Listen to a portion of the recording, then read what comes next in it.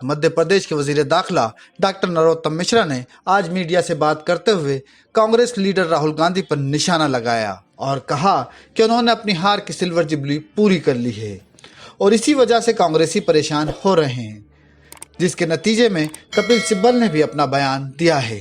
साथ ही उन्होंने बताया कि रियासत में मजहब तब्दीली पर एक सख्त कानून लाया जा रहा है, जिसके जरिए लव जिहाद को रोका जा सकेगा। उन्होंने कहा कि ये कानून 2020 में ही बन जाएगा। इस कानून की खिलाफ वर्जी करने वाले को 5 साल की सजा दी जाएगी। राहुल गांधी क्या है, हार की सिल्वर जुबली पूरी कर चुके हैं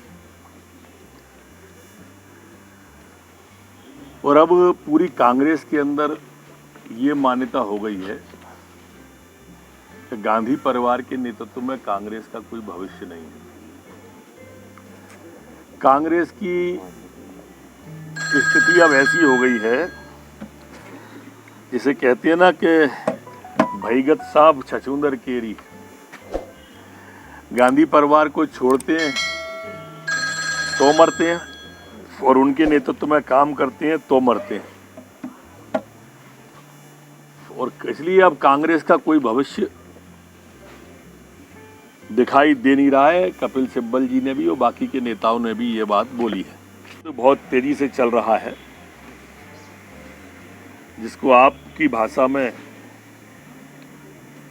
लव जिहाद कहते हैं। ये हमारा धर्म स्वातंत्र, मध्य प्रदेश धर्म स्वातंत्र विधेयक अब 2020 की हम तैयारी कर रहे हैं विधानसभा में लाने की, और इसमें हम तय कर रहे हैं कि जो प्रलोभन और बहकावा, फ्रॉड, बलपूर्वक शादी और धर्मांतरण कराने पर 5 साल का कठोर कारावास इस अधिनियम में हम रख रहे हैं। इस अधिनियम में अभी यह भी प्रस्तावित कर रहे हैं, ये परमार्जित होगा, विधानसभा में जाएगा, कि यह अपराध संज्ञेय, कॉग्निजेबल तथा गैर जमानती इसे घोषित करें।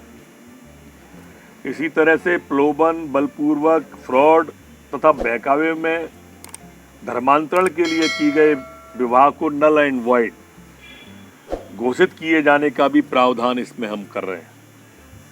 इस अधिनियम में इस अपराध को घटित करने वाले में सहयोग करने वाले व्यक्तियों को भी अपराध घटित करने का मुख्य व्यक्ति की तरह ही आपराधिक सहभागिता माना जाएगा। अधिनियम में कार्रवाई के लिए धर्मांतरण के लिए बाध्य किए गए व्यक्ति अथवा उसके माता पिता, भाई बहन को शिकायत करना आवश्यक होगा। शादी के लिए धर्मांतरण करने वाले व्यक्ति अथवा उसका धर्मांतरण करने वाले धार्मिक व्यक्ति को जिला दंडाधिकारी को 1 माह पहले सूचना दिया जाना आवश्यक होगा। इस अधिनियम को हम अगले सत्र में विधानसभा में ला रहे हैं। जो आज अगस्ता वेटलैंड के बारे में मुख्य आरोपी राजीव सक्सेना का बयान आया है, उसका जिक्र करना चाहता हूं कि उन्होंने मध्य प्रदेश के मुख्यमंत्री कमलनाथ जी के बेटे नकुलनाथ का स्पष्ट जिक्र किया है। कांग्रेस की और नेताओं का भी किया है, अहमद पटेल, खुर्शीद आलम, लेकिन ये बात हम उस समय भी कहते थे कि वल्लभ भवन दलालों का अड्डा है और भ्रष्टाचार अकेले भोपाल में नहीं है। जो ईमानदारी के कसीदे पढ़ते थे, अब वो बताएं, इस स्थिति को स्पष्ट करें और बोलें कि राजीव सक्सेना ने सच कहा है या झूठ कहा है, वो क्या कहा, क्यों कहा, कैसे कहा। अगर वो उस पर प्रकाश डालेंगे तो हम और भी बिंदु आप सबके सामने वो रखना चाहेंगे मीडिया के माध्यम से।